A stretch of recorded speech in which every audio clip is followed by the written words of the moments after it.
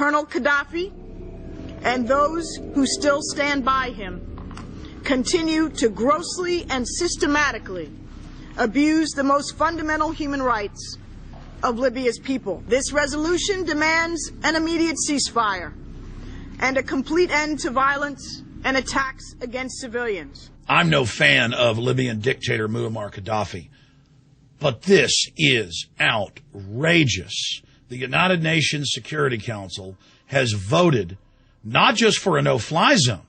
Now the British, the French, and the U.S. have announced that they may start as early as tomorrow, just a few hours in Libya, airstrikes on Muammar Gaddafi's military bases and, quote, emplacements.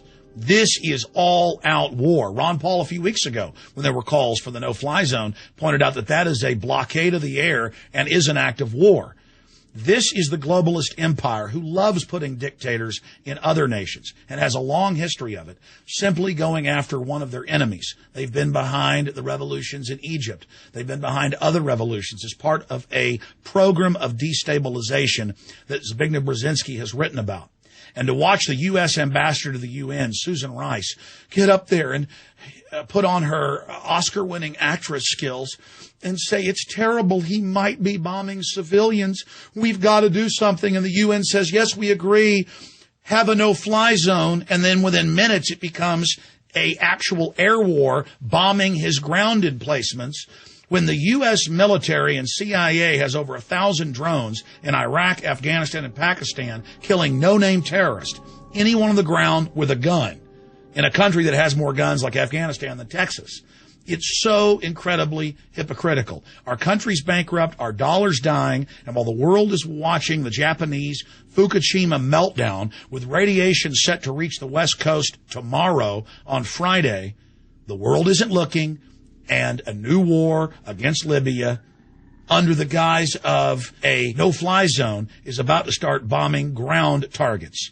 This happened because the CIA and the globalists thought their hired proxies with British SAS commandos advising them could overthrow Gaddafi. But he's now retaking city after city, including the last major city held by Western-backed rebels, Benghazi.